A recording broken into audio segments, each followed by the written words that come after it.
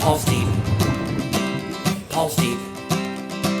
Paul's deep. So, yeah, let's cut to my favorite part of the documentary, which is when we meet her boyfriend, okay? So she's like, oh, I meet this guy, and, like, they spend about the equal amount of time getting ready in the morning in the mirror. Like, it was like they both spend so much time looking at themselves in the mirror and like with FaceTiming and cameras. I was like, that's a competition, like who's the more like narcissistic, who spends the most time looking at themselves in the mirror, like who's I was expecting, it reminded me of that scene in Forgetting Sarah Marshall where like Aldous Snow like asks her if he could borrow her eyeshadow, and he's like, hey darling, can I borrow your eyeshadow really quick? And it reminded me of that type of dynamic where they're both too into themselves to really be, and then even like they go on a vacation, and that was making me laugh because it was like the whole time she's like, I just need to unwind and like get off my phone, and then while they're on documentary, like, or in the documentary they're making a documentary like while they're on documentary vacation. Yeah, she's like, oh my god, I just need to get off my phone. So it's just like, let's get away. And so they go on a vacation and they're doing nothing except being on their phone the whole time. They're like taking photos of each other on the yacht, like at the hotel, on the bed. Like it's the most bizarre. And then they cut to her doing the DJ thing, right? And then she talks about how she gets a lot of shit about not being a real DJ. Yeah. But then she goes, oh, I haven't practiced my set for like 2 or 3 months. She said, yeah, 3 months. I haven't practiced my set. And she was on her way into her engagement, like literally flying into her engagement in the car. And it all kept being like, it kind of reminded me of like when you're in high school and you have an assignment that's due and you just like are trying to do it on the way into school on the bus.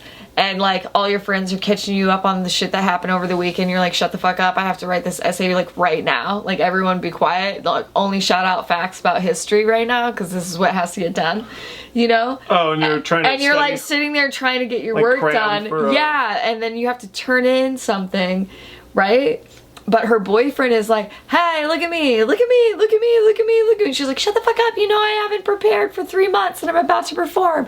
Where's my fucking files with my music in it? And you know, I just like, no, she was like trying to put together the DJ, like she was trying to mix while she was like in the car and stuff. Rough. Like it was all bullshit. Like that was all designed to like make her look like she actually does stuff. That's not true, because like if she was an actual DJ, it would have not been 3 months. Like, it doesn't, like, Girl Talk doesn't take 3 months off. If I took 3 months off of stand-up, I'm no longer a stand-up. Right. Like, you're just not good at it. Like, anybody that just takes those huge breaks, her only job is to be a selfie photographer. Like she's like the Leonardo da Vinci of a selfie. Like, so I will give her that. Like, and she really is, because when she was talking about that moment where she was like, oh man, I'm on here for like 5 hours a day, this adds up to literal years of my life that I like have given to this like app, but her goals of being a billionaire, it's necessary, and like look at us, we're talking about it, like this is all publicity for her. We're not getting paid by her, but I mean this is benefiting her in the long run. Well, you like her. I don't like her. I just think it's funny. I mean, I like Nicole Richie. I'm laughing That's at why like what I think is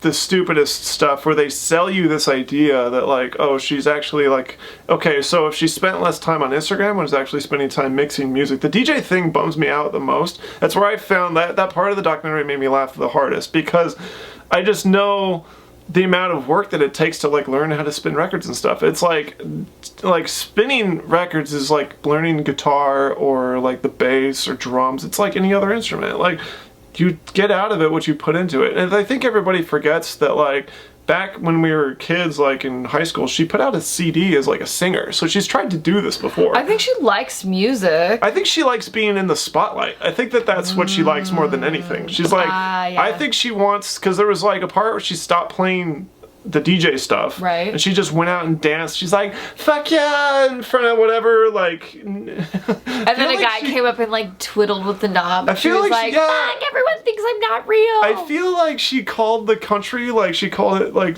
she like went to Europe. It was like Norway, but she's like, what's up, Nordstrom's? No, she would never say Nordstrom's, because she would never be caught dead in a Nordstrom's. She's like, what's up, Nordstrom's? And then the crowd's like, we're Norway, but that's okay. we'll take it. 'Cause, yeah, she's not a real DJ. One of the funniest things was her boyfriend, because her boyfriend, the whole scene, like, he's drinking, right? And he's like, she's like, let me hold your laptop. And then she gives him the laptop, and then he immediately drops it. Like, he drops it probably like 3 or 4 times, and that was making me laugh, right? And then so she's like, she starts getting into an argument with him, and she's like, oh my god, I can't believe you're doing this right now.